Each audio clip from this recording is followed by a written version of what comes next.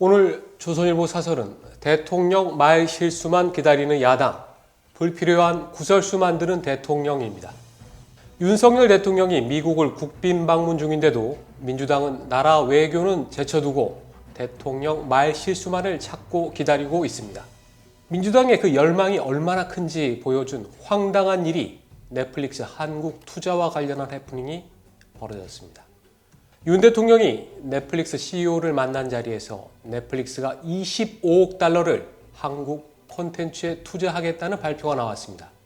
그런데 민주당 양이원영 의원은 페이스북에 윤 대통령이 넷플릭스에 3조 3천억 가량을 투자하기로 했다는데 지금 해외에 투자할 때인가라며 대통령이 나서서 해외 OTT 기업 투자라니 생각 없이 퍼주기 할까봐 불안하다고 했습니다.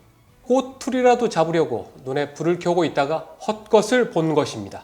그런 이 글이 사실과는 정반대인 것으로 드러나자 삭제한 후 다시 윤 대통령은 이미 결정된 투자권으로 넷플릭스와 사진 찍으러 간 것 아니냐 이렇게 얘기했습니다. 잘못된 주장에 대한 사과도 없었습니다.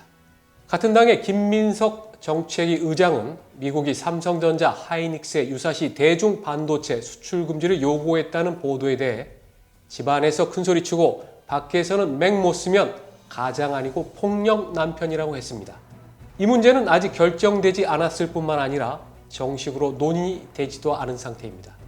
대통령이 국내에서 도를 넘는 비난을 받으면 외교에서도 그 영향을 받게 됩니다.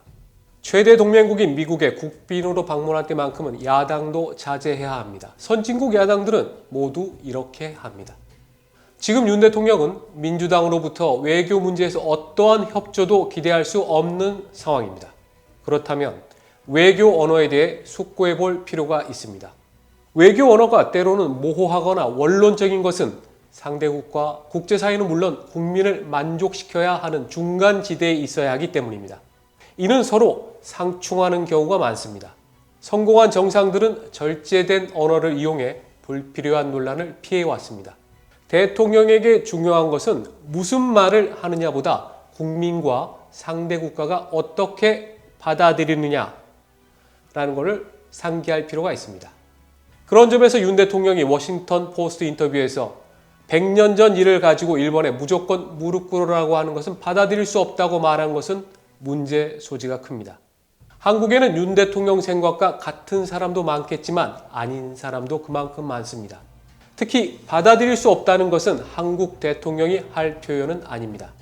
민주당이 일본 총리의 말인 줄 착각했다고 비판한 것은 일리가 있습니다. 윤 대통령은 너무 많은 말을 합니다. 그만큼 사고 소지도 큽니다. 이제는 대통령이 말은 줄이고 실천을 할 때입니다. 하고 싶은 말이 있어도 한번 걸러서 정제되게 했으면 합니다. 오늘의 조선일보 사설이었습니다.